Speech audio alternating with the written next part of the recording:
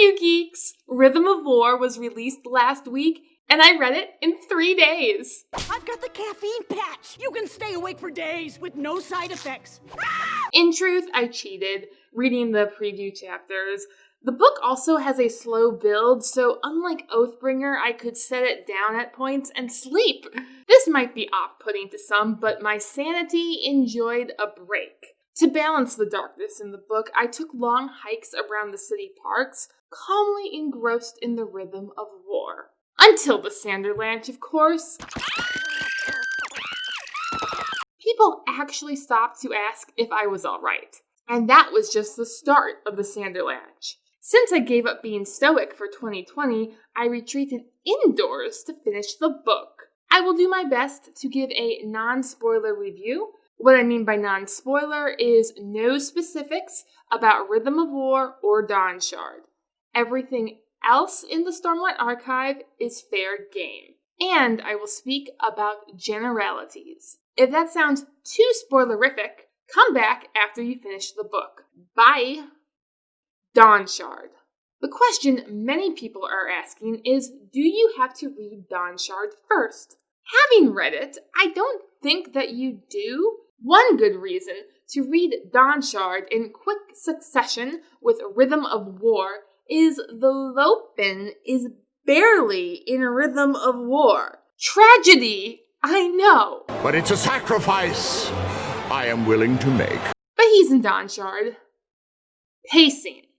I should explain what I mean by a slow build. The beginning is not slow at all. Sanderson has referred to it multiple times as the Sanderlanche of the hypothetical book of the year between Oathbringer and Rhythm of War. Yet, do not be fooled into thinking that this is not also setup, riveting setup. After the opening, our heroes are given some time to just be. Of course, they're miserable, but they are together in their misery, and that is what counts.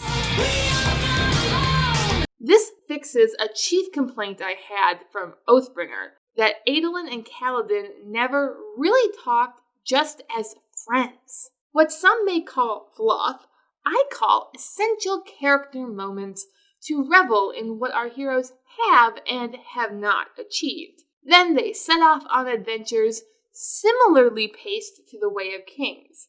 The iconic scenes of that book didn't begin until the very end of Part 3, with Part 5 being the riddance, the gut-punching riddance. Rhythm of War shoves the Sanderlanche back into Part 5 as well, yet each part has essential paradigm shifts.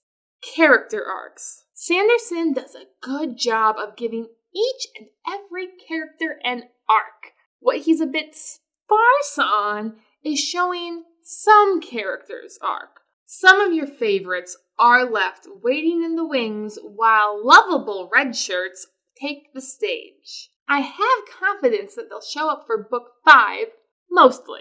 This may bug people whose favorite characters got sidelined. Not me. I got everything I wanted in expected and unexpected ways. I've only read this book once, so I can't say if the foreshadowing and setup was poor for some characters, or if I just missed it because I blazed through at ludicrous speed.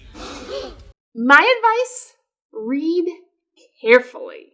If you're coming fresh off a series reread, the number of seemingly new characters won't be overwhelming. If you haven't, I would recommend reading at least Eshonai's interludes in Words of Radiance. Do not consult the Coppermind, there be spoilers. Fight scenes. Overall, Brandon hiring Shad from Shadiversity improved and diversified the fights. You can never really have too many swords. However, there was one fight in particular which in principle should have been riveting, yet was so bogged down with technical explanation that I found it lacking a significant amount of emotional impact. I love logic and the laws of nature, yet in the moment, all I need to know is... Pointy end goes into the other man. That is all. This problem is more apparent in the earlier fights and basically non-existent at the end, so Sanderson must have thought these details were important. Shipping.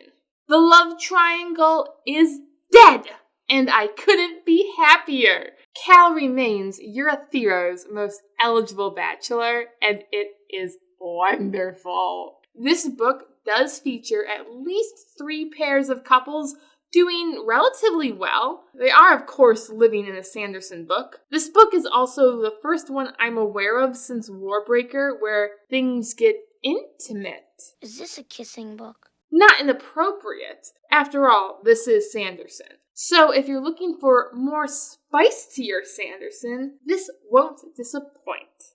Science. Rhythm of War has a lot of science.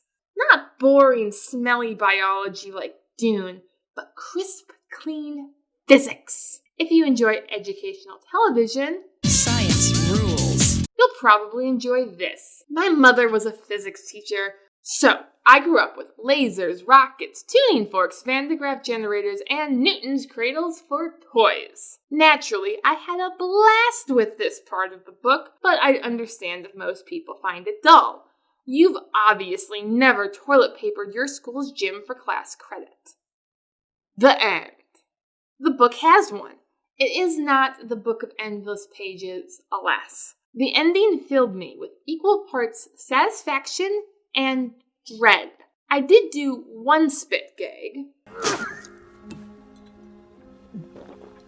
Don't think that just because it's the Riddens, you are safe. The momentum is a slow build. But once it gets going, man, the man is non-stop. In sum, it was a marvelous 4th book. It is a different kind of Sanderson, a good different. A different that takes time to pay off the early promises and not just jut off into a bold new direction like he did in Mistborn and Skyward and somewhat in Oathbringer. That has been my main fear investing in this series. My fears were not realized. Well, some were, but not this one. Thank you for watching. Please like, share, and subscribe if you would like to see more. Your patronage is greatly appreciated.